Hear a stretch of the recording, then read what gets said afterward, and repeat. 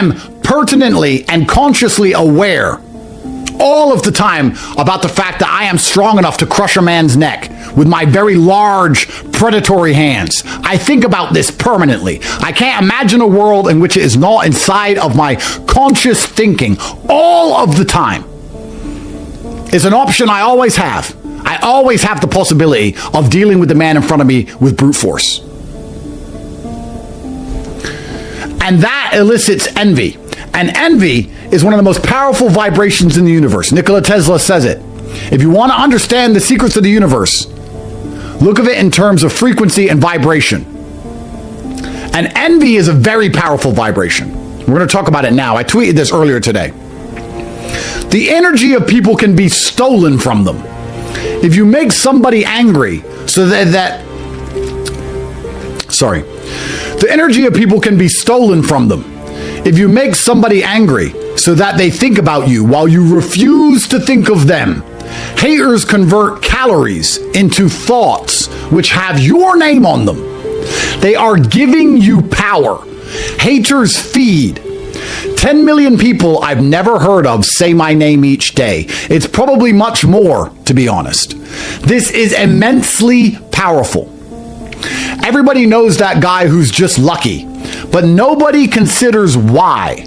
Why does he always win in the end? Why do all of these bad things end up helping this guy? How does he force the universe to provide consistently? My superpower is simple. It is very easy for me to make people envious of me. All of this false virtue hate is obviously seething jealousy. I'm big and I'm rich and I'm famous and I'm important and I'm adored, and people hate being so brutally demolished in the game of life. There are men who have dedicated their lives to an average woman to achieve 3 kids at best. I have 15 and they can't stand it. They cry I don't raise my kids because they can't imagine how easily you can raise a clan with my type of finance. How obedient females are when you're actually important. I was literally the most Googled man alive. I have world title belts from standing over demolished opponents. I have endless finance. The list goes on and on. People stare at me and see what they could have been if only they were a little braver. If only they didn't let their wives tell them what to do. My life highlights their brutal failures and they get furious. When their wife henpecks them, they think of me, and I never ever think of them. They feed me with energy. I am made of lightning. Universal life force comes from haters. Solicit envy and steal the souls of others. This is why warriors of old wore bright feathers and gold, to highlight their superiority, to make other men jealous. Jealousy from other men makes you powerful. My haters can't stand how popular I am, not understanding they are why I am popular. All of the energy they put into saying my name helps me. It always has, it always will. It doesn't matter if they say bad things about me, it matters that they talk about me. The secrets of the universe would be found by examining energy, frequency, and vibration, said Nikola Tesla. Envy is the most powerful vibration. You are winning and you focus on winning. Losers focus on you to help you win. I wake up each day more powerful than the day before. When I become prime minister and everybody seethes, they won't understand. They put me there. This is why I seem so lucky. Why do I put on muscle so easily without steroids? Why do I make money so easily? More than you can possibly imagine. Because everybody is thinking about me all of the time. It sounds crazy, but are you smart enough to understand? I am on the mind of all of the world's females and endless haters 24/7. Tate, Tate, Tate, Tate, Tate, Tate. I never think of them. I don't need to, because they work for me. I grow stronger. I am a storm far in the distance, fed by the evaporating dreams of jealous men. Men who are imagining an alternate universe in which they could match me in any realm, but they cannot, and they know it, and it angers them to their core, and the heat from their anger forces their souls to evaporate faster, and I absorb all of it. I grow stronger. I can tell you how any man can get attention from the world. and how to harness it into fuel. My blood flows at 450 miles per hour. This is a scientific fact. You must know what I know to do what I can do. Think of all the scrolling you do, all of that energy you give away.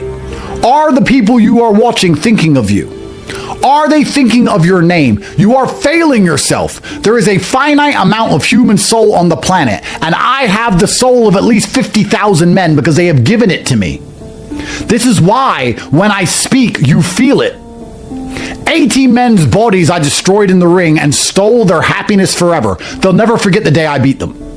The rest of the soul was given to me via the envy of peasants. I've told you the basic framework. You've heard it before, the law of attraction. But nobody has the truth besides me. I live it, and I prove it. I am saving the intricacies for students willing to learn. If you want to learn the true secrets of universal life force, how to steal the souls of other men and become more powerful than ever before, you can read thewarroom.ag. I will test you, because I cannot teach everyone, and I need peasants to steal from. There is no light without dark, no joy without pain. There is no brilliance without mediocrity. I need people to lose so I can win. The masses of average, unimportant men are the feeding grounds for the elite few, the worms for the birds. They exist unhappy so I can know joy. This is how the world works. Have you ever seen one of those men who walks into the room and everyone stares even though he isn't doing anything? He is full to the brim of life force, and the empty vessels around him naturally gravitate to his power. That is why people cannot stop staring. He grows even more powerful as they stare at him. Look at all exchanges in life as energy transfers, especially arguments. You want to sit and argue with your woman for the next 3 hours, screaming at her for acting a fool. She owes you energy. She better give you the most aggressive blowjob you could think of, because she owes you energy. And I will teach you how this works. I will teach you how to win at life. I will teach you how to be hated and discussed and admired on the lips of every single person on the planet. The law of attraction on cocaine. If you want to learn, go to thewarroom.ag. This will go over some of your heads. Not all of you are ready for this. Not all of you are going to understand what I'm saying. But those of you whose minds are ready to be freed will know that this makes absolutely perfect sense. It is impossible for human beings to eat food and consume calories and to use those calories thinking of your name, and for their body heat and their electromagnetic vibrations to be emitted out into the universe, and for you to not absorb the ones that have your name on it to become stronger than you've ever been. That is physically impossible. I'll argue with any physicist.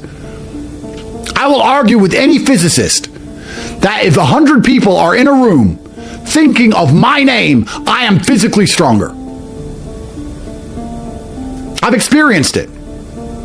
This is why I only win. Because envy is the highest form of vibration. People look at my life and they seethe. They can't stand me. He's so big and he's rich and he's strong and he's accused of human trafficking, but all the important people still like him, and he made this video and look at this girl, and nobody cares. Everyone loves Tate. It's the Tate show, and they sit angry, bitter, and I win. So I poke them. I make them angry on purpose so that I can win even more. Like squeezing the juice from an orange. Most of you at home do not have men envious of you. If I saw your life, I would not envy it. I don't want to be you. I would feel unimportant and poor if I was you. But if people were envious of you, don't you remember that feeling when you were a child? Having the toy that everyone else wanted? Don't you remember that feeling inside of you when you had the toy the other kids wanted and you wouldn't give it to them? Don't you remember how powerful you felt? That's how I feel every day.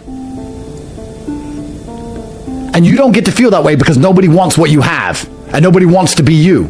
Because you can't do anything and you don't have anything which is unique and fantastic and valuable. You need to understand these things. And strength is one of the core tenets to elicit envy. I'm not envious of Bill Gates. He has more money than me, but he's a fat old nerd. I don't care. I will grab him, but I've told you about the strength in my hands. I can't be envious of something I could easily crush. Without strength, no man will ever envy you. So it's not only about creating your life to remove the weak links. It's about preparing yourself and putting yourself in a position where you can elicit envy. Let's once again analyze this tweet. And this time I'm going to add context to each point because it's extremely important. I understand now I'm only speaking to 10% of my audience. Ask yourself, perhaps you don't believe this. You can log off, you can go.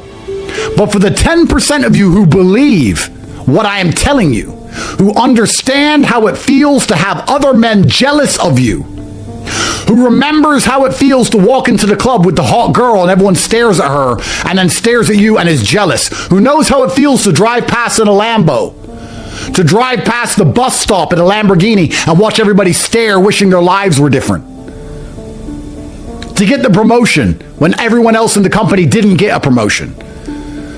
And they're furious and they're faking that they're happy for you.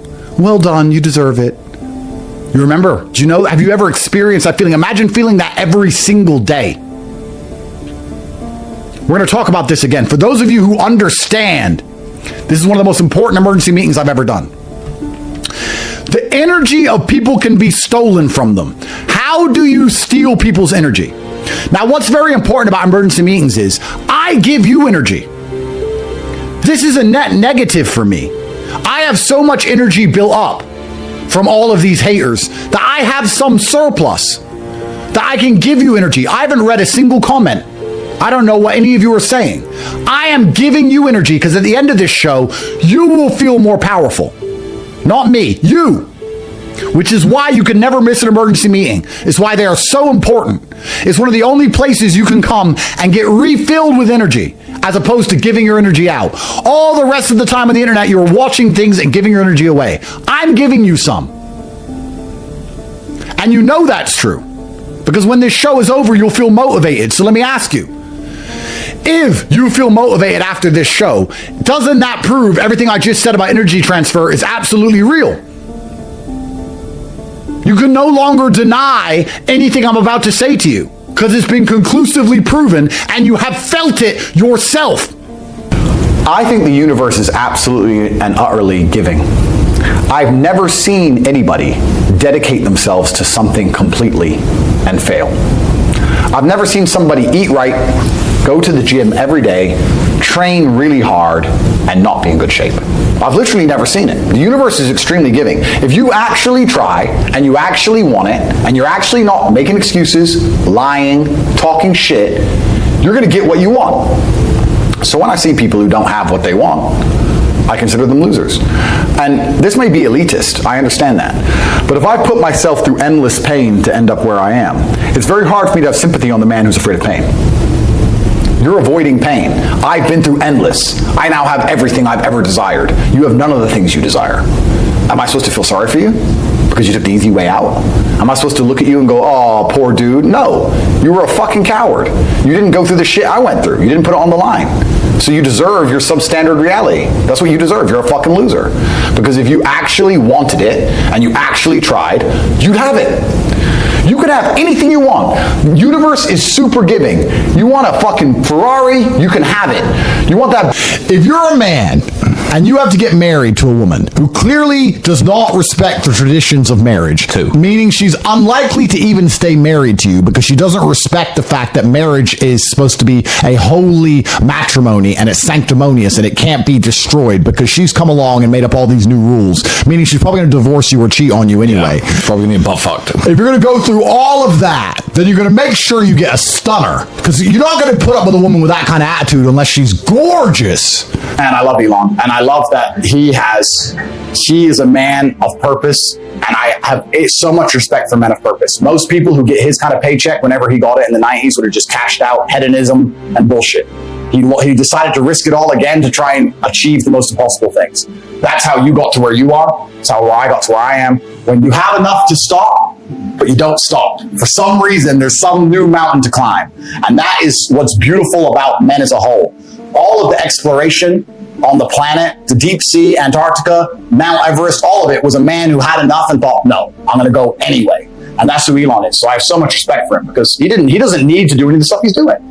And he's adopting the biggest problems in the world and all the headache that comes with it. You're right. All the heat and all the dislike and all the pressure, he's adopting it anyway. And those are the kind of men we need more of. The men who say, you know what? Yeah, I do have enough. It's not about enough. I think from an ideological perspective, it's nice to have certain figures because it certainly inspires the morale of the sensible as opposed to the morale of the insane.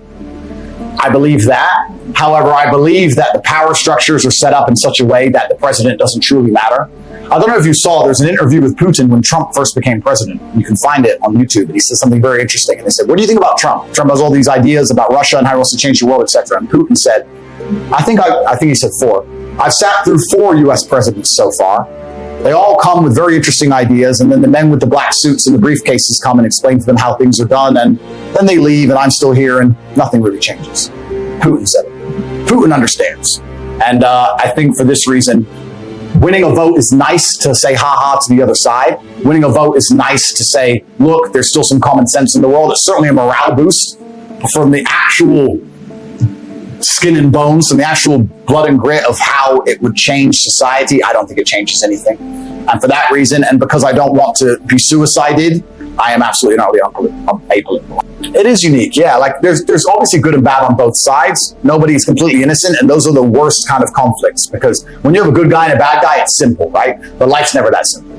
One guy A has some good points and some bad points. Guy B has some good points and some bad points. Innocents always suffer in the end. The people at the top don't even suffer, and it's really unfortunate. War's always been the same. World War II is the same. The generals sit and have dinner after millions have been massacred. It's unfortunate. And this is another thing I talk about, life as a man and status. If you get to become a general, you know, you can participate in the battle, but if you lose, you just surrender and you have to get to have a steak with the Russians and get to go home. If you're at the bottom, you have to die with an artillery shell. So it's all, once again, about status. It's really unfortunate, but I certainly think that Putin is definitely not a stupid man.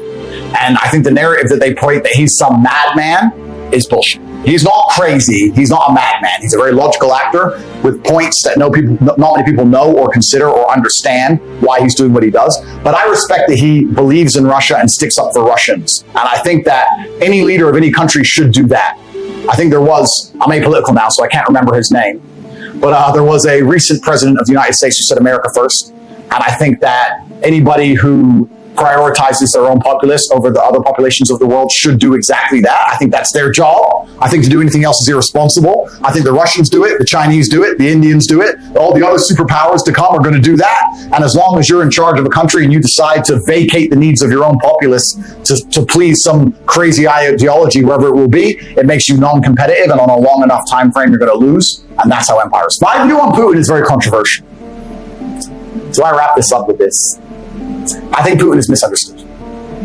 I think he's a misunderstood man. I think that he's been in power for a very long time. I think he's extremely smart.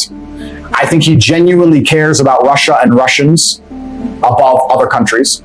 We're living in a world now where it's very interesting to see European leaders self-implode and self-destruct their own gas prices, their own governments, their own businesses, their own populace's living standards because of some idealistic notion that they need to help a nation that they have no direct link to. If I'm a leader of X country, I should be concerned about X country more than I'm concerned about the plight of whatever country. That's my duty and job. I think it's very interesting that most politicians in the world today don't seem to give a shit at all about their constituents. They care about aligning themselves to higher ideologies and self-imploding their own countries and the living standards for this ideology. Yeah. Putin doesn't do that. It's Russia first, Russia. Russians, Russia. Russians, Russian.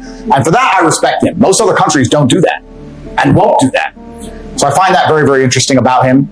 I think the current situation is absolutely and utterly unfortunate. I think what happened is terrible. War on all sides is always terrible. I think it's unfair that we discussed Ukraine at length when this has been happening across the Middle East and Africa for decades. Nobody ever gave a shit. But now people seem to give a shit about proxy wars and unfair conflicts and people dying. It's always been happening and nobody cared because they're brown or black. But now we care because they're white Europeans and their chicks are hot. So I think there's a degree of hypocrisy there.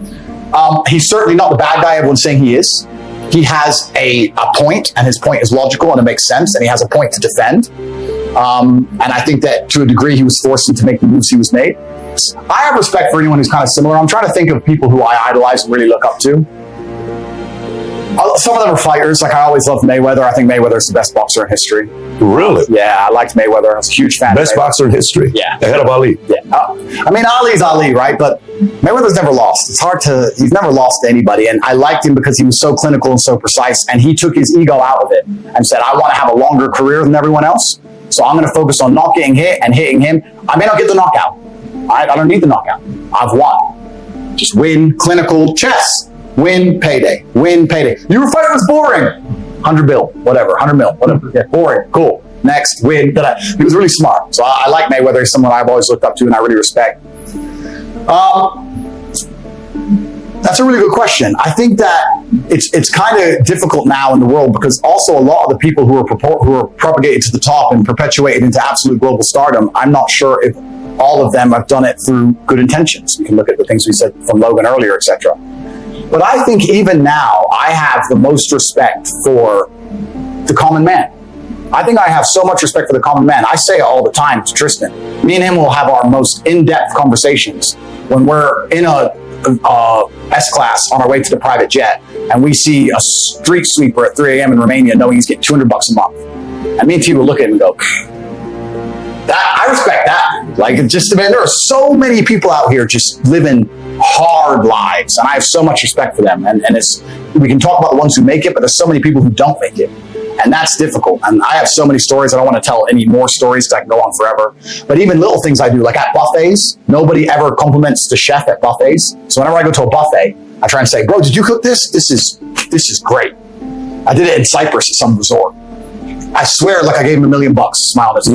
He'd never been complimented in 15 years of cooking meatballs. He was the happiest man in the world because he just slaves away for fucking nothing. And I think a lot of people are out here just giving their life force up for nothing in return.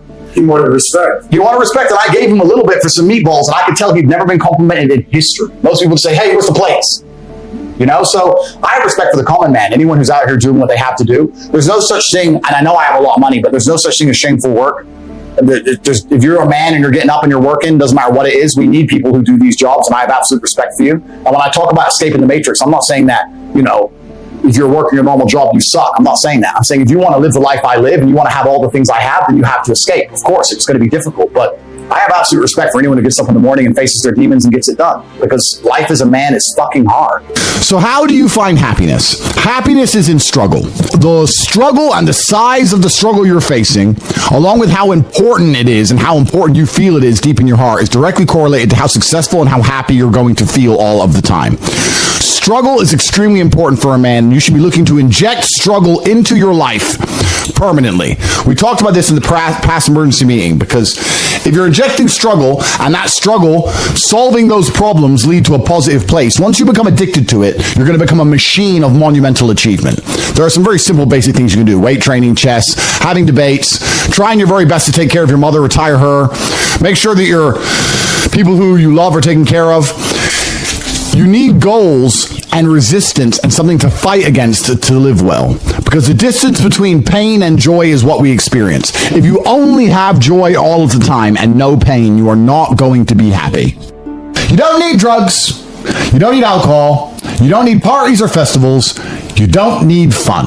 Fun is the vector from which Satan operates. Every time you look at something which is fun, it's all just hedonistic. There's no money to be made. You don't retire your mother. You don't help the world. You don't give to charity. You don't become stronger. You don't become wiser. You don't learn anything. Next time you think of what is fun, and someone goes, "Guys, come, it'll be fun," sit there and go, wait. Will it? Experiences are unique. Jail was a unique experience. Bunch of fun. Unique. Life's not about fun as a man. Life is about doing the right thing because it must be done. Now, there are some things that are fun which can be earned, and there are some things which are fun that you could do which perhaps involve skill. Driving a supercar around a racetrack is fun. It involves skill. You have to be good at what you do. Cool. But a lot of this fun that is easily accessible to everyone, because not everybody can get a Ferrari on a closed racetrack. I can. You can't, because you're poor. You do not need fun until you've already reached the highest possible echelon. So this whole idea that you need fun in your life, you don't. What you need is purpose, you need discipline, you need hard work, you need things to do which are going to benefit you and others around you, you need duty, you need obligations, and you need performance metrics. You need people around you who are going to hold you accountable. You don't need to be waking up thinking about fun. You're nobodies. You're not important. Nobody knows who you are. You're not physically strong. You're not financially wealthy. You have bigger concerns. You're obsessed with this idea of fun. Hey, what are we going to do this weekend? We need to have some fun. Do you? Do you need fun? Do you deserve it? Really? Have you actually gone out there in the universe and made a mark large enough that you're allowed some time off to have some fun? You don't deserve any fun. You don't need any fun. You have work to do. Your obsession with fun is holding you back. These things you think are fun aren't fun. Checking your bank balance in your house, not going out, you're not in the club, and seeing $20 million liquid is very fun. That's right. Much more fun than anything you could possibly ever do. So, although it wasn't fun to sit around and accumulate that kind of wealth, it's the funnest thing in the universe, in a way. For a man, your contentment will come from your purpose, and it will come from your competence, and it will come from succeeding objectives. It will come from completing difficult things that other people cannot complete. It will never come from the easily accessible hedonism, which you have confused for fun. If everybody can do it, you shouldn't want to do it. If everybody can go to that concert, you shouldn't want to go. If everybody can go to that club, you shouldn't want to go. You should only want to do things others can't do. The only fun I have is doing things I know you're not allowed to do. Putting my Bugatti on an A3 AE and flying it around the world to a racetrack which I've rented out for only me and only my friends to race around cars. You can't do that. I can. That is fun. But if you say to me, Andrew, come to this party, and I say, well, who's there? Everyone. Oh, everyone's there. Does that mean I need to go? Right? It's the event of the century. Ooh, everyone's there. If everyone's there, it's trash. So you need to sit there and go, all right, I'm being asked to do something fun. Who else can do this? And if the answer is everybody, stop. I clear my emails. I've trained hard that day. I've made a couple $1 million.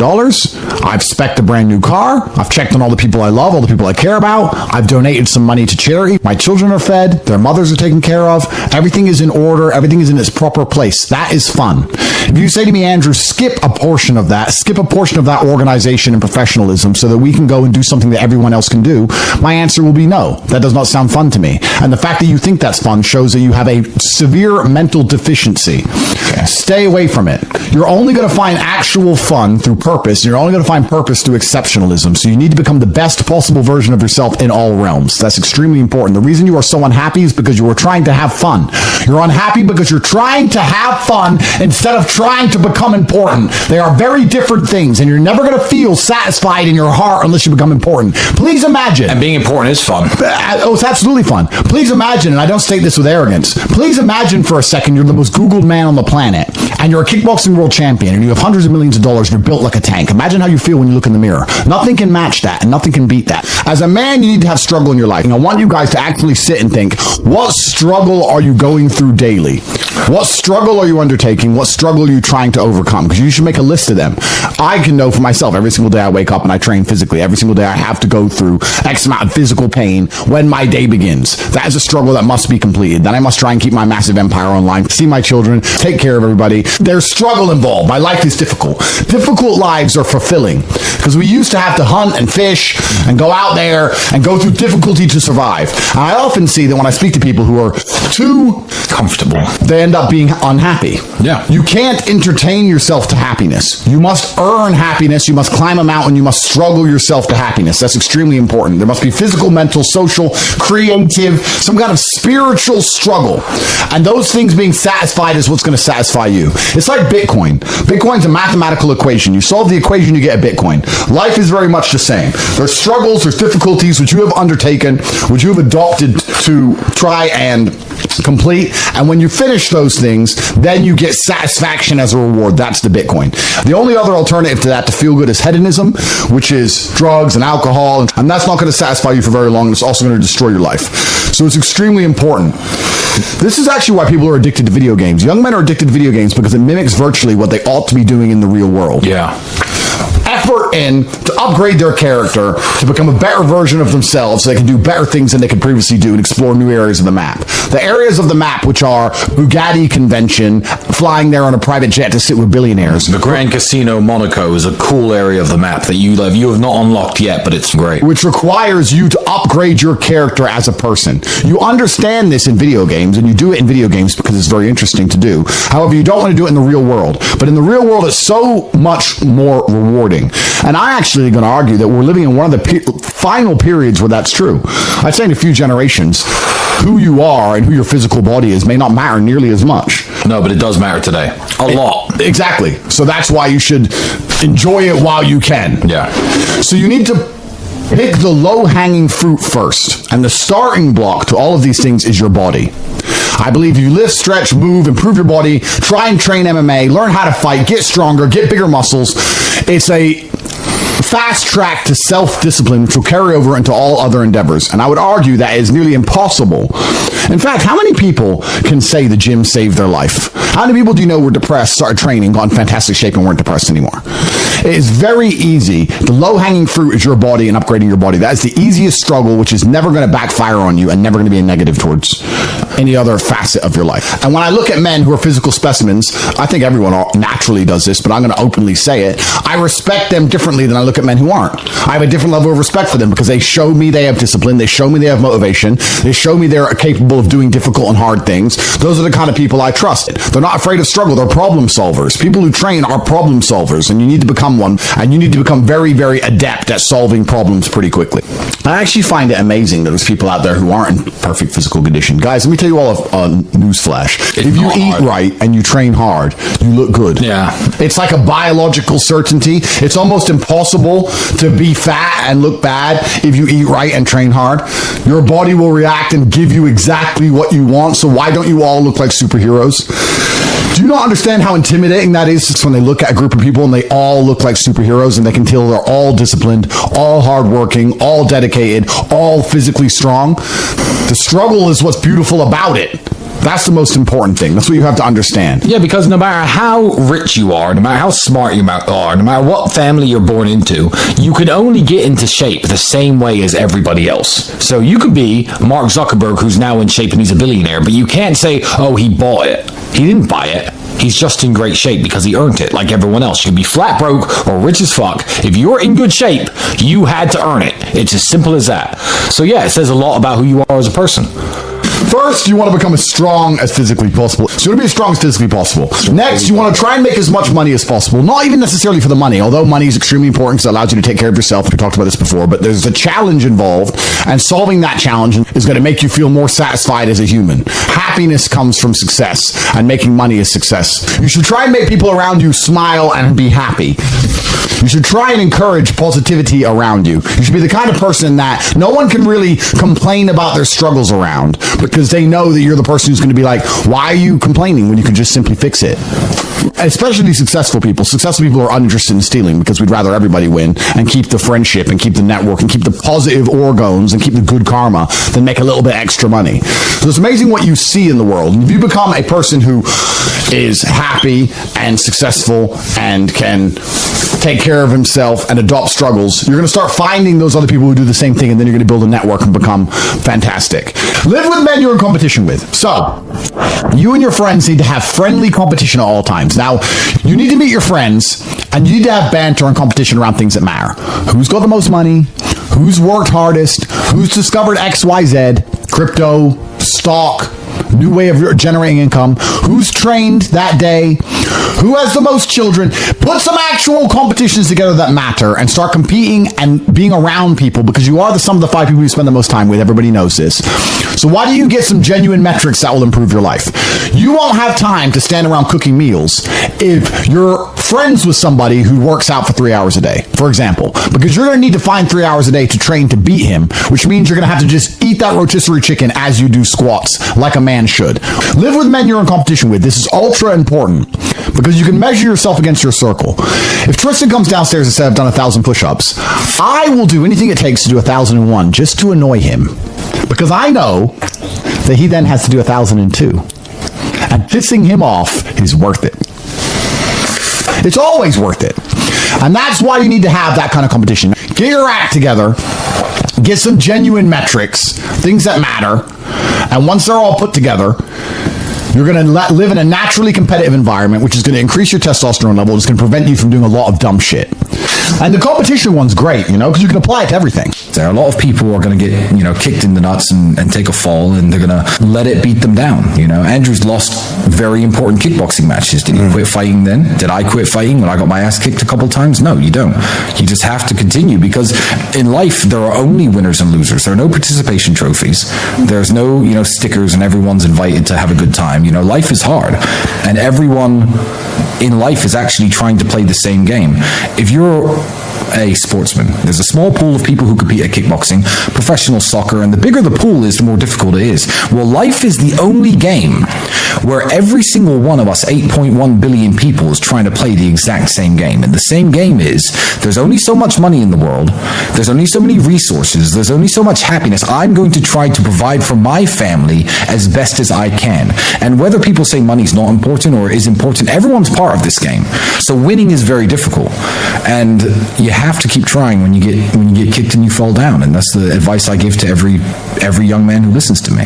People are afraid of accepting there's a problem, because then they know they have a responsibility towards fixing it. Yeah. And they don't want to do anything, one, because they're lazy, and two, because they're afraid they might lose. So they'd rather pretend there's no problem at all. And I think I often say to people in a lot of my videos about a lot of other subjects that it's not always the winning and the losing. It's the fighting in the first place. And there's plenty of men in history you remember who ended up losing in the end. Napoleon, for example, who still fought, which is why they mattered. It's not, if you're only going to fight when you're guaranteed to win, then no bravery is required.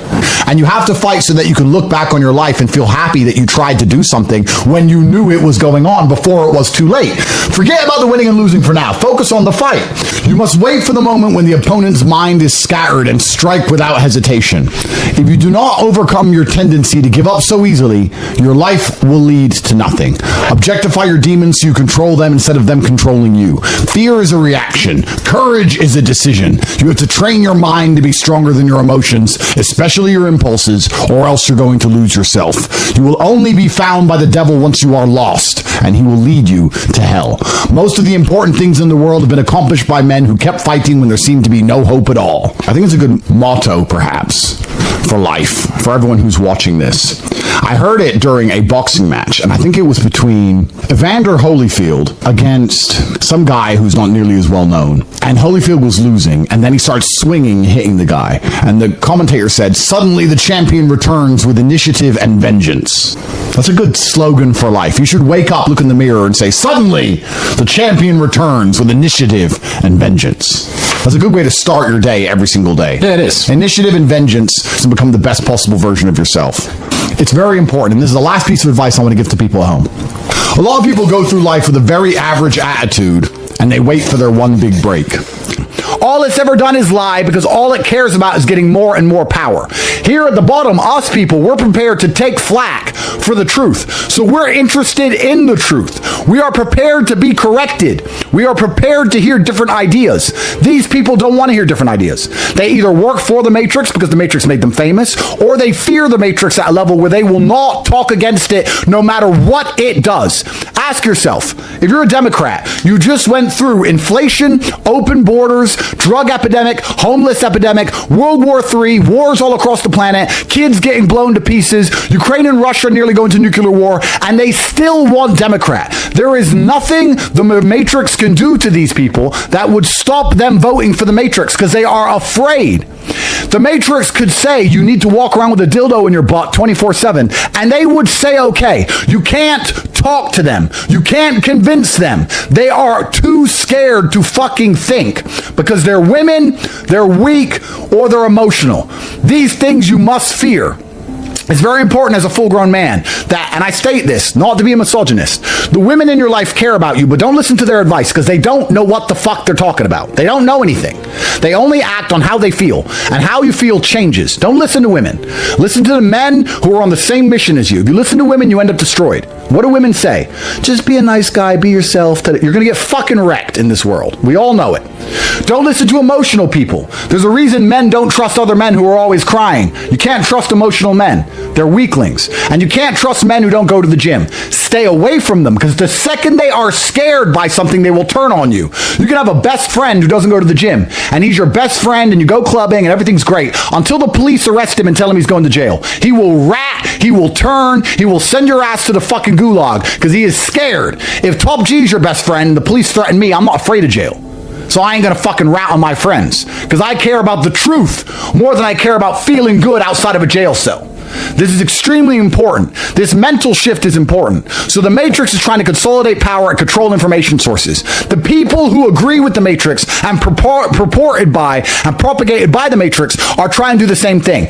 All of these people, all of the celebrities who support Kamala, all of the Democrats, all of the liberals, every man you know without big arms, most females, and any emotional man are begging for there to be more control from the Matrix, more control from government, more control from the police, more control over the internet, more control over speech, more control where you drive, more control who you fuck, more control what you eat. They want more control. They are working for the enemy, and they want you to be a slave. They want you locked in your house, afraid of climate change, unafraid to go. You're not allowed to go out in your car. You're only allowed to have sex once a month with a man. That's what they want. These people want objective truth. We are the truth seekers, and we suffer for that. I have suffered immensely because I have sought the truth, and I'm prepared to only tell the truth no matter what it takes. This is extremely important. Before we continue and go down that path, I'm going to explain to you quickly, for anyone who hasn't seen this video, how the soul-selling process works. Because when you reach fame like I did, they try and get you on Team Matrix. I was after $50 million, and when my court case is over, I'm going to tell everyone what company tried to pay me. $50 million if I didn't talk about politics. I supported Democrats. I was not anti-Gaza. I was not anti-Israel's destruction of Gaza, and I was not anti-LGBT. They tried to pay me, and I said no. They try and get you on the Matrix's team so they could walk me out there. Guys, if I would have said yes to that $50 million contract, I would have no court case, no Romania travel ban, and I would have been on stage with Kamala Harris saying vote for her. But I'm not a fucking sellout like The Rock, like Usher, like everyone else. That's not helping us, right? It's very infectious. So, and most people understand, they say, you are the sum of the 5 people you spend the most time with. Yeah. Then why the fuck are you spending time with negative people? Or people who complain? Or unhappy people? Or unlucky people? Or negative people? Stop talking to them. Everyone I talk to is like, yep, we are winners. All we do is fucking win. Oh, the Matrix attacks us. Oh, you think I need YouTube? You think I need YouTube? Get fucked. That's who we are, right? So this was when I was young. I was about 23 years old. I had a new girlfriend. Her name was Carrie. And her ex-boyfriend, I stole her from her ex-boyfriend.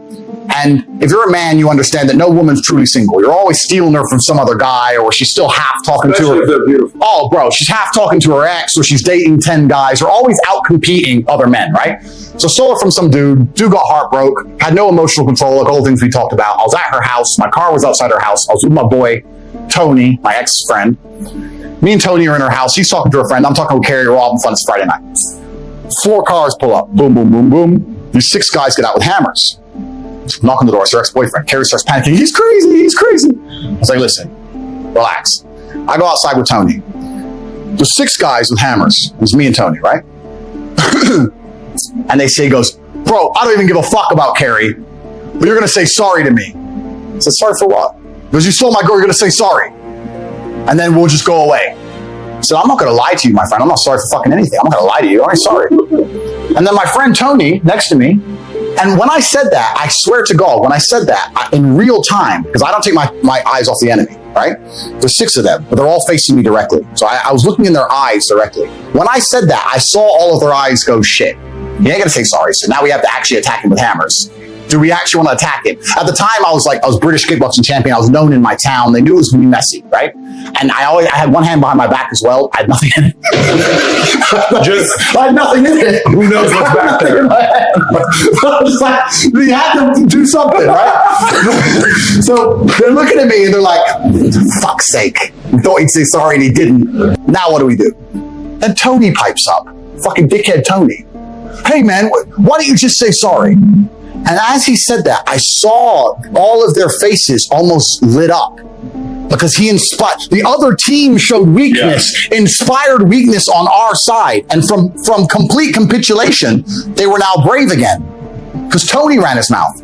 I swear on my father's grave, I'm standing there. Tony said that. I turned, I fucking smacked him, strained his mouth, knocked him out cold. Tony, my own friend, my own teammate against the 6. I knocked him out cold. I don't need you now, Tony. I knocked him out. I said, fuck him and fuck you. I'm in the house. And I walked in the house and I saw them all standing around outside with hammers, looking Tony asleep, and go back in the cars and fuck off. Swear to God, that's a true story. If you're weak near me, you make me weak. I refuse to accept it. I give you a million stories of this. 2 years ago, maybe, we were in Munich. They called the police on me for not wearing a mask. That's a whole nother story. I told them to get fucked as well. We're in Munich. Wasn't wearing a mask, blah, blah, blah. We got drunk in the Kapinski, got really drunk, blah, blah, blah. I was drinking with some guys I kind of knew. In the morning, the police had come. They're threatening to arrest us all because we didn't fucking capitulate and wear 8 masks. The Germans are weird. So we got in our cars, got in our we had 2 Raris, got in the Raris, we're heading back to Bucharest.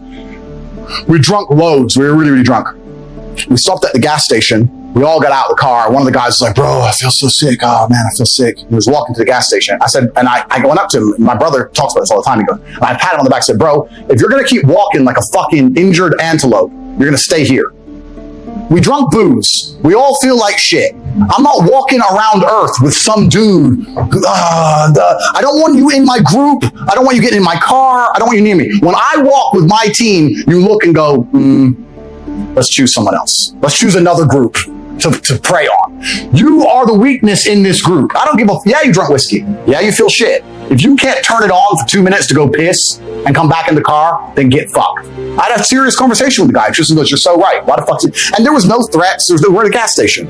But I can't even look at it and near me. I can't just see people near me being all or crying or sad or whatever. You're allowed to feel sad. Of course, your girl left you, you lost your job, you're allowed to feel sad. That's fine. You feel sad. You feel sad right now? Good, great. Sit the booze. Shut the fuck up. Me and my brother have another quote. What do you want? Therapy? That's our quote. We say it all the time for anything. Well, I got a hangover. You want therapy? No. Well, then what the fuck? Shut the fuck up. Shut the fuck up. Like, why are you even saying it out loud? Why are you believing in it? Yeah. Why are you making it real? We all feel like trash. We drunk 10 bottles of whiskey. We all feel like trash. But we're high net worth individuals getting out of Ferraris in a country we don't have security. Nobody's walking fucking like weaklings. It's a reality you have to curate. And when you get your shit straight, it affects your entire life. And men understand this. They say, I understand you're the sum of the 5 people you spend the most time with. Then why are you friends with all these fucking nobodies? Why are you friends with these losers? Why are you doing it then? You're accepting what you're going to be. I love winners. I love winners. Show me a winner. I love winners all day long, my friend. That's who I want to be friends with. Winners. That's who I want to be friends with. I don't want to be friends with anybody else. I don't see the advantage to it. And that's how I've always created my life, and it's served me very, very well. And I refuse to accept anything else because negative energy is extremely sticky. If you have friends who are talking negative shit, try and fix them.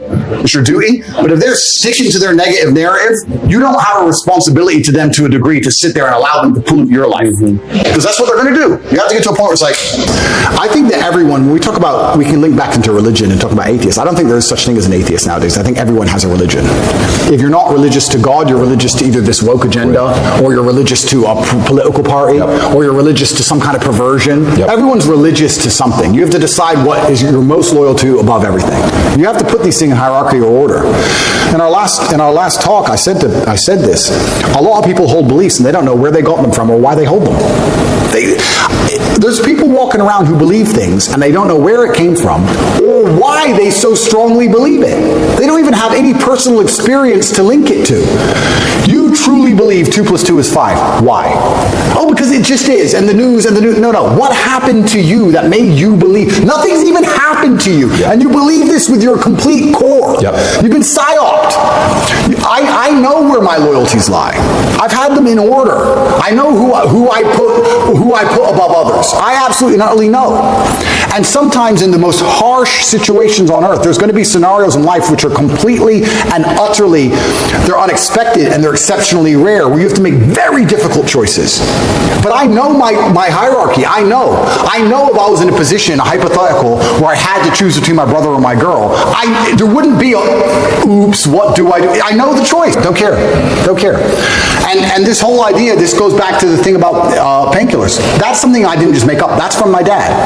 I remember being at my friend's house, and I remember him saying I need an aspirin, and he had an aspirin. I remember just being a child and coming home and saying I want an aspirin. I remember my dad going, "For what? You're a kid. Shut up. No, you're not popping pills." And I remember my mother going, "It's only an aspirin." No, there's nothing wrong with you. Your body is going to go through the same damage it's suffering, if any at all, whether you feel the pain or not. Man up, get over it. It comes down to the details. It's like if you're a professional fighter and you get to a certain level, your coach, once you've been training for 10 years, your coach is honing you on the details. It's the tiniest details that make you a predator. The tiny things. Mayweather does 1% better than the guy he beats. It's the tiny details. So simple things like denying a child a painkiller when you know there's nothing wrong with them. I'm not saying if he had surgery, you can't have painkillers. I'm saying if he walks in, there's nothing actually wrong with the kid. Say no. It's all the tiny little things you need to do to instill pain. You need to instill that resilience inside of them. I was in jail, and I could just hear crying and sobbing from every cell but mine. Everyone's in there having a mental breakdown, but me. And the scariest thing about my position, and I think it's the position for most people who end up in jail in Romania, because of how the legal system works and the extensions, and you don't know how long you're in there for. You don't know. It could be a year, it could be 5, it could be 3 days. That's what messes with your brain. You're like, do I prepare for 6 months of this? Do I prepare for 5 years of this? What's going on? Nobody knows. Everyone's in there having mental breakdowns but me. Why did I not have a mental breakdown? Because I've had too much crap happen to me too many times and never took the painkiller, never took the easy way out, never asked the therapist, never been a bitch about it. This is how life works. There's no way to the top besides the difficulty and the pain and the trauma. I'm really flabbergasted that there's men out here who still believe they're going to somehow become something of importance without it. Of course she broke your heart. Good. I'm tired of people complaining and crying about it. That's the game. That's the life. So yeah, it comes down to tiny things, even down to painkillers, smallest things. Another thing my dad used to make me do. He used to just make me drink water. I remember being a kid and it would upset me. I'd be sitting there playing chess or whatever. He'd say, "Go drink 2 liters of water." And I'd go and I'd get some water and I'd start drinking it and say, "I'm not thirsty, I don't want to drink the rest." And he'd stand there and make me drink all 2 liters. Now I understand it was just compliance. 2 liters of water is not going to hurt me. It's not going to hurt me. Do I really need it? Who knows? I drank a liter. Why do I have to drink all 2? Because he said so. That was the household. If I tried to rebel, I really don't want it, I'm not thirsty, you're going to drink that water. That's it. And there's all these tiny things that instill discipline in you. Over a long enough time frame, drink water. Yes, sir. Bring that. You can't pour from an empty cup, and before you give love to anybody else, you have to truly love yourself. And I think the easiest way to love yourself as a man is to be proud of yourself. And to be proud of yourself, you have to decide who you want to be inside of the metaverse, inside of the matrix. You have to decide the character you want to be and try your best to achieve it. Why do you think people struggle with being proud of themselves? I think because they know they're failing. I think that most people failing in life know very well they're failing. And it doesn't matter what avatar you decide to absorb or who you decide to be. You can decide to be it, and you know true in your heart if you're giving 100% of your energy towards becoming it or not. It doesn't matter if you want to become a famous musician, doesn't matter if you want to become a bodybuilder, doesn't matter if you want to become a pro fighter, doesn't matter what you want to be, you know in your heart if you're actually trying or not. You have to decide what you want to be and try and become it. And a lot of the people who are genuinely unhappy or miserable in their hearts know they're not trying that hard. Well, and I think they also focus on what everyone else is doing right or wrong, and then judging outward, and everyone's like focused on this outward reflection of like what that person has and versus what they don't have, and it's all just like this just cycle of negativity. Completely. And it's just, we found ourselves, especially with social media nowadays, we found ourselves like most people, because maybe they're not mentally strong enough to understand like, oh, wait, I need to create my own value instead of looking outwards. How do you think we fix it? Successful is all about self-definition, which is what I was saying at the beginning. You have to decide who you want to be. And if you wanted to be Joe Schmo and you pull it off, then you'll be a pretty happy, content person. It decides who you want to be. I think the people who are miserable, it's the gap between their expectations and their reality. That's where the misery lies. Yeah. My expectations were always enormously high. Even when I was a nobody, I knew I had to be filthy rich and a kickboxer. At the age of 15, I knew that if I'm the kind of guy that if I raise my voice, people are going to care. I'm not going to be the guy who starts shouting and everyone thinks it's funny. I know I'm going to be the kind of guy who is genuinely a formidable opponent in all realms of human endeavor. I know I'm going to have money. People who are miserable are the people who don't try hard enough to obtain it, because I actually believe, and this is another thing I'll say, I believe the universe is very giving. I think the universe and God himself is very giving. I've yet to meet somebody in all my years who is genuinely giving 100% of themselves day after day, doesn't snake anyone, firm handshake, look you in the eye, doesn't lie to nobody, and tries 100%, who doesn't get what they want. I've never seen it. Every single person who doesn't have what they want, there's something in their story that doesn't quite add up. I've yet to see some guy have you ever seen a guy who eats right and trains his ass off and never misses a gym session ever not grow?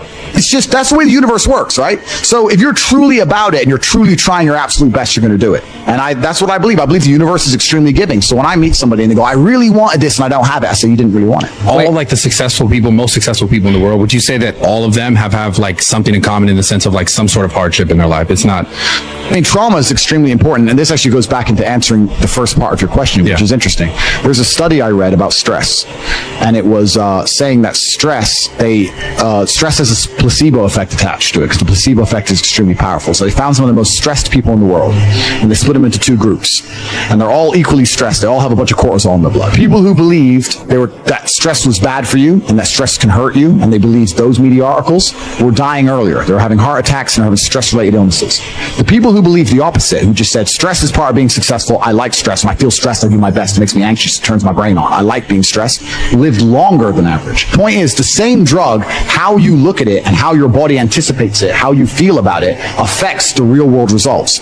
Which goes back into what you were saying earlier about the jealousy. You're saying people look on social media and they get jealous and it demotivates them. That's because they decide to be demotivated by it. Do you know what happens when I get jealous of somebody? I fucking beat them. If I look at somebody who has something I ain't got, I will take it from them by hook or by crook. Love it. I wish someone could make me jealous. It's hard now. I got everything. I wish I could look at somebody and go, fucker, I'm going to beat you. Would you say jealousy is the number one part for motivation? Well, I don't think motivation is a real thing. I don't believe in motivation as a concept. I think discipline is real, and I also think discontentment is real.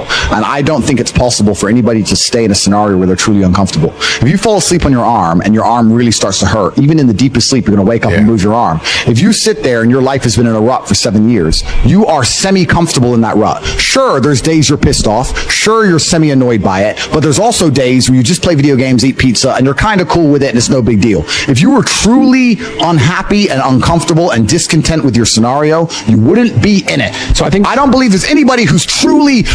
When I was broke, I couldn't sleep. I was saying that, please understand me. When I was broke, I couldn't sleep. I'd be trying to go to bed thinking, how the fuck these people have Ferraris? I want a fucking Ferrari. I couldn't sleep. People aren't taught to be self-aware anymore. People are taught to just like I said, look at that guy, what he has, and be mad that you don't have it. Or like, if something's going on with me, I don't want to look inside and say, what's actually happening with me? Why am I this way? Why am I the person that I am today? But I want to figure out deeply, how do you think a man, specifically in this case, is able to look at themselves more comfortably without holding the judgment, the fact that they don't have the stuff over themselves? Because completely, you're totally right. I think there's two answers to the question. One, I think a lot of it came from chess, because chess is the most ruthless game on the planet. And what chess will teach you, chess teaches you that if you lose, at some point you made a mistake.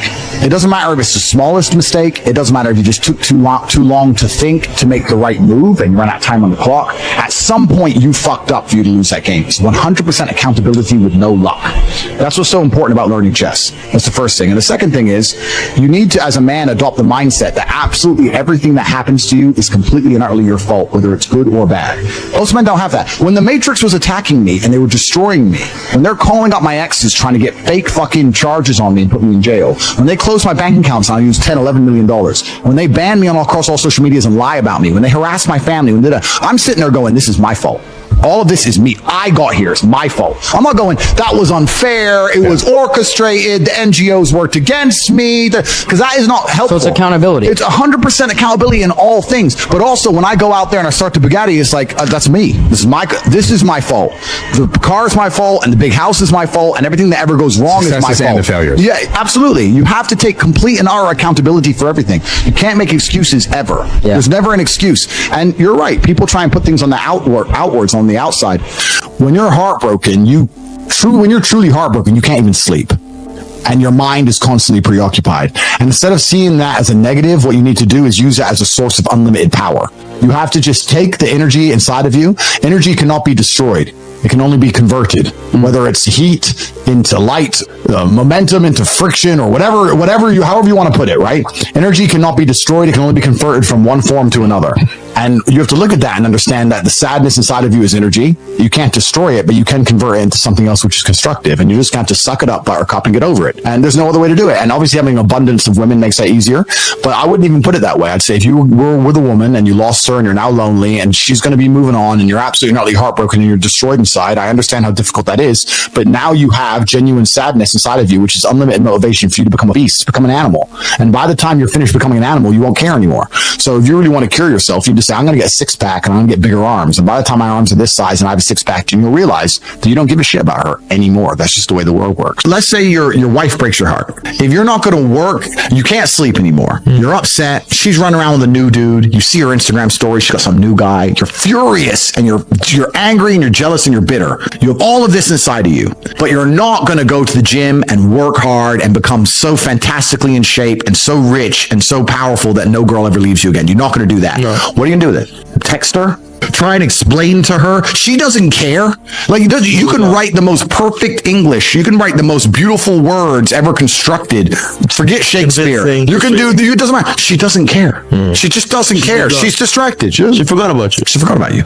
So what are you going to do with all of that inside of you if it's not positive? Well, it's going to consume you and you're going to end up self-destructive, or you're going to embarrass yourself, or you can take all of that and put yourself in a position where it never happens to you again. Yeah. Those are the choices. So what's the most intelligent choice to make? Yeah. You know, I don't understand how many humans function in the world today. I don't get people who don't think like me. I don't understand it. I'm like, well, then how have you survived this long? Life is hard.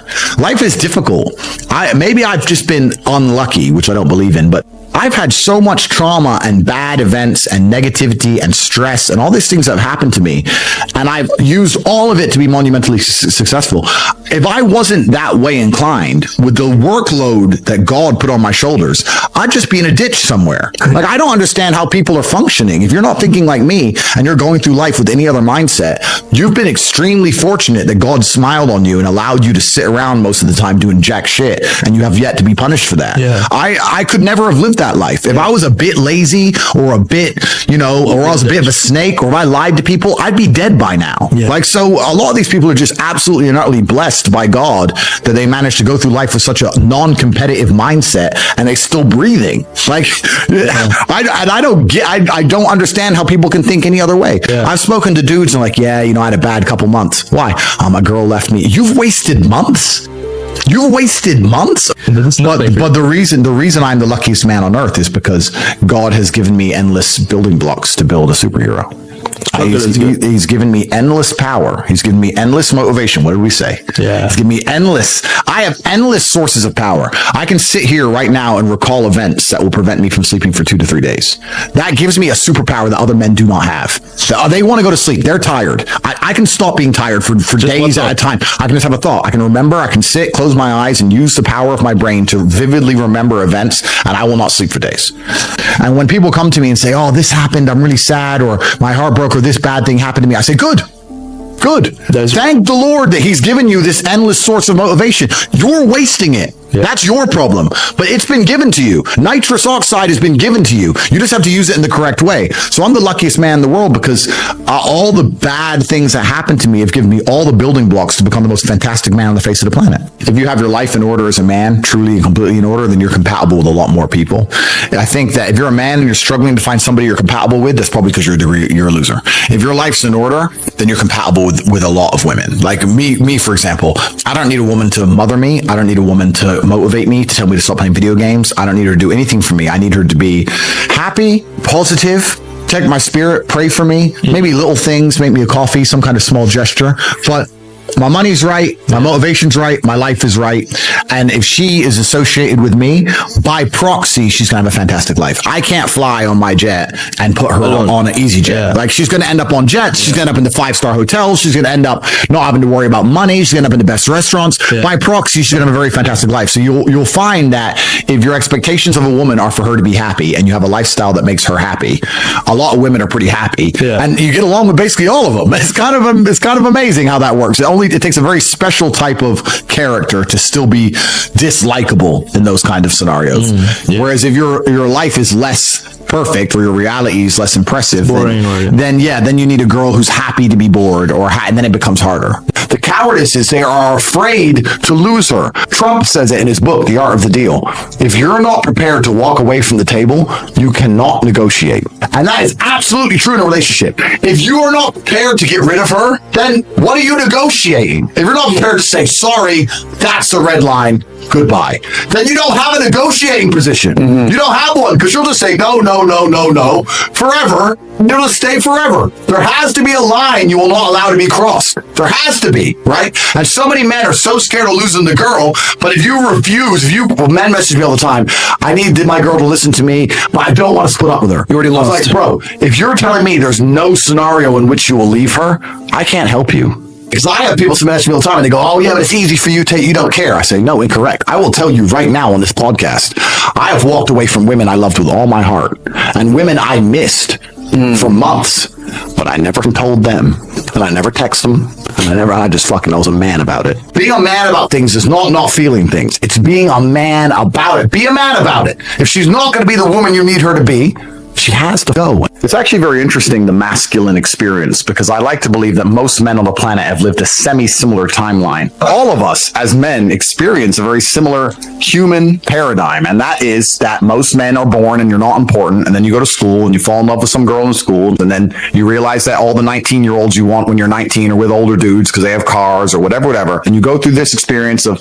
getting your heart broken and losing your girlfriend, etc., or accept they're going to have their heart broken forever. But some men decide to become so big and important and strong and irreplaceable that they never have to suffer heartbreak again. You know why God made your girl leave you? Because he wanted to show you that you ain't shit. He wanted to show you that you are human and you're fallible and that you're very replaceable. So he decided to make you fall in love with the girl, and he decided to make her leave you. Now it is your job to look at the board, understand what's happened, say, I understand, God, I deserve that. I'm glad she left me and I'm sad, and do something about it. Because if you refuse, if you ignore God's message, next time you fall in love, guess what he's going to do? He's going to make her leave you. Every single man out here, if you're upset that your girl's leaving you, God is reminding you that you aren't worth shit. You need to get up and work so hard that even in the eyes of God, he is proud of you. God loves his creations, which show him their true potential and beauty. By getting up and trying your absolute best and becoming a man of moral standing, he will reward you and bless you. So God just broke your heart on purpose to show you that the way you're living your life and the man you are simply are not good enough. What have you changed since? Nothing. You think God's going to forgive you for no reason? You think God's going to go, it's fine. He hasn't learned his lesson. He hasn't changed. He isn't even trying very hard. He's not up early in the gym. He ain't doing nothing. It's fine. Let's just let him fall in love. No, sir. This is going to repeat endlessly. It's a cycle that will not change until you take the message from God and become the man you're supposed to be. You deserve what's happened to you. You deserve how you feel. All of it. Right? What did we talk earlier about how trauma can mold you? How trauma can be a fantastic thing. Heartbreak, sadness, these are all fantastic motivators. I'm telling you why they're a fantastic motivator. You go to a guy who's heartbroken, he has all the motivation in the world to send 300 text messages. He has the motivation, he's putting it in the wrong place. That's 300 cold emails you could be sending to someone. That's a lot of money you could have made. Life's going to hurt you, and how you use that pain is completely and utterly up to you. You can use that pain to galvanize yourself as a man and become a better man you've ever been. I'm not saying that I'm only successful because of some chick. I'm saying that every single time that I was heartbroken, I never wasted a second. I was never wallowed. You are feeling the same pain that many men have felt. Every man out there has had his heart broken and understands how difficult it is as a man. But the difference is, as a man, you must build yourself into a man of credibility, which means to build yourself into a man of standing, we all start in a fairly similar position. I became me through tedious, arduous, difficult, never-ending work. They're scared of a message. They're always going to be scared of any message that comes from somebody that people idolize and respect, which is basically telling people to be strong physically and mentally, and to resist a slave mind and to think for themselves, because their number one agenda is to create worker drones. They don't want you to think for yourself, which means that to a degree you need to be weak, both mentally and physically. If you're weak, both mentally and physically, one, you're not prepared to defend your ideas, but especially if you're mentally weak, this is such a big point of it. And this is why I get so much flack for saying depression isn't real and all these things. If you're mentally weak and you're concerned in your own mind about even living day-to-day life because you find it such a struggle, there's no way you're going to take on a larger battle than yourself. You're not going to start resisting enslavement. You're not going to start fighting against COVID mandates. You're not going to be doing any of that stuff because you're too busy looking in the mirror crying your eyes out. You're selfish. You're self-obsessed. Happy people don't do that. Happy people, okay, my life is good. I'm happy. I want my family to be happy. I want my community to be good. I care about my country. That's why they don't want you to be happy. They want you to be miserable, weak, and they want to delete any morality from your brain because it's a baseline morality that prevents them from installing the slave programming.